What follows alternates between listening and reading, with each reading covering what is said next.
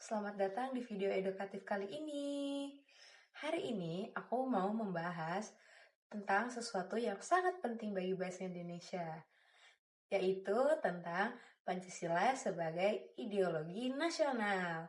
Nah, kalian tahu kan teman-teman, kalau Pancasila itu bukan hanya sekedar 5 sila yang kita hafalkan selama ini. Pancasila adalah dasar negara Indonesia yang sekaligus menjadi pedoman hidup bangsa Indonesia. Nah, Pancasila pertama kali dicetuskan oleh Insinyur Soekarno pada tanggal 1 Juni tahun 1945.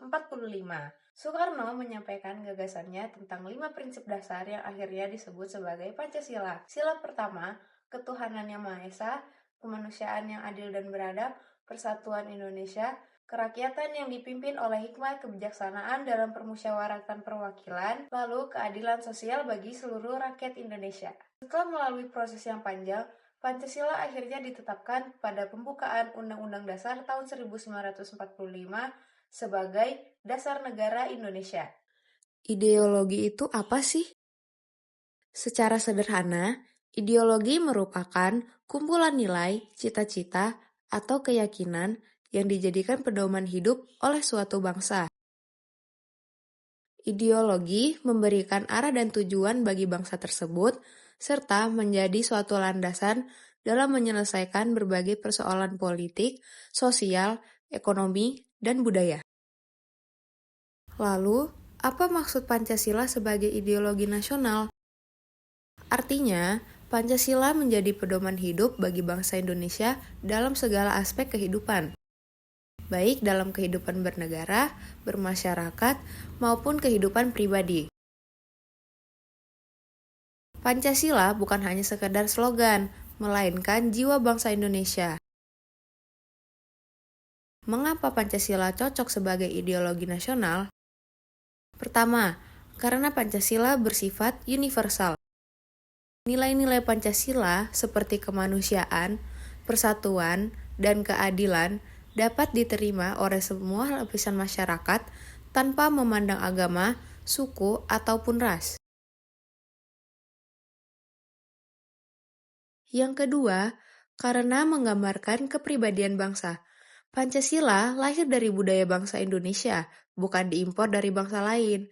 Nilai gotong royong, toleransi, dan juga kebersamaan tercermin di dalamnya. Yang ketiga, bersifat dinamis. Pancasila ini bisa menyesuaikan diri dengan perkembangan zaman. Meskipun zaman berubah, nilai-nilai yang terkandung di dalam Pancasila masih tetap relevan hingga seterusnya.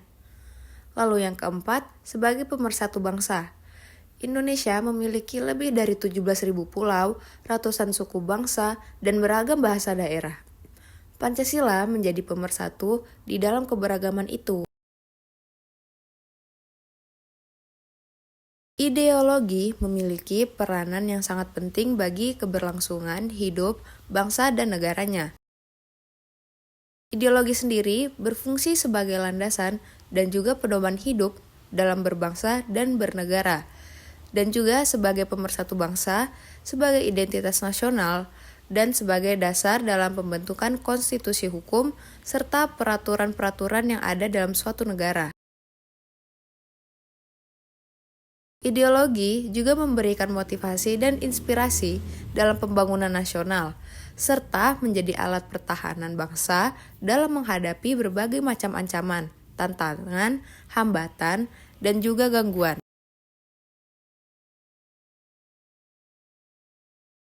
Nah, ideologi terbuka seperti Pancasila ini memiliki 3 dimensi utama, yaitu dimensi idealisme, dimensi normatif, dan dimensi realitas. Dimensi idealisme ini mengacu kepada nilai-nilai dasar Pancasila yang bersifat ideal dan universal. Nilai-nilai tersebut mencerminkan cita-cita bersama bangsa Indonesia seperti keadilan, persatuan, dan kemanusiaan yang tidak lekang oleh waktu. Yang kedua, dimensi normatif.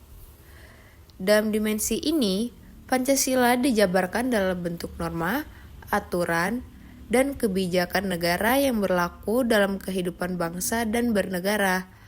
Pancasila menjadi sumber dari segala sumber hukum nasional yang mengatur perilaku warga negaranya dan jalannya pemerintahan. Lalu yang ketiga ada dimensi realitas. Nah, ini adalah kemampuan Pancasila untuk dijadikan secara nyata dalam kehidupan masyarakat sehari-hari. Nilai Pancasila dapat diterapkan dalam konteks sosial, budaya, ekonomi, maupun politik Indonesia yang sangat beragam. Lalu, perbandingan ideologi Pancasila dengan liberalisme, komunisme, dan sekularisme. Ada dari aspek agama, aspek politik, dan aspek ekonomi. Kalau dalam aspek agama, ideologi Pancasila, agama yang menjadi pedoman moral bangsa, negara, menjamin kebebasan beragama, dan mengutamakan toleransi. Kalau ideologi liberalisme, bebas beragama atau tidak, negara netral dalam urusan beragama. Lalu, kalau ideologi komunisme, agama dianggap sebagai candu masyarakat dan tidak penting dalam kehidupan publik. Lalu, sekularisme, agama dianggap sebagai urusan pribadi dan tidak boleh memengaruhi kebijakan negara. Lalu, di dalam aspek politik, ideologi Pancasila bersifat demokrasi musyawarah mufakat, bukan sekedar suara mayoritas. Kalau liberalisme, bebas berpolitik dan membentuk partai. Pemilu bersifat kompetitif. Lalu komunisme, hanya ada satu partai. Semua keputusan politik diatur di pusat, tidak ada oposisi. Lalu sekularisme, politik diatur sepenuhnya secara rasional, tanpa campur urusan agama. Lalu pada aspek ekonomi, ideologi Pancasila, ekonomi kerakyatan berasaskan kekeluargaan. Negara ikut campur di sektor penting demi kesejahteraan rakyat. Lalu liberalisme, pasar bebas, pemerintah minim intervensi. Kalau komunisme, ekonomi terpusat, semua alat produksi adalah milik negara. Lalu sekularisme, ekonomi diatur secara rasional tanpa nilai agama. Namun, Pancasila juga menghadapi tantangan loh. Di era digital seperti ini, muncul ancaman seperti radikalisme, hoaks dan ujaran kebencian, lalu perpecahan akibat isu SARA. Nah, oleh karena itu, kita sebagai generasi muda harus bisa menjaga Pancasila.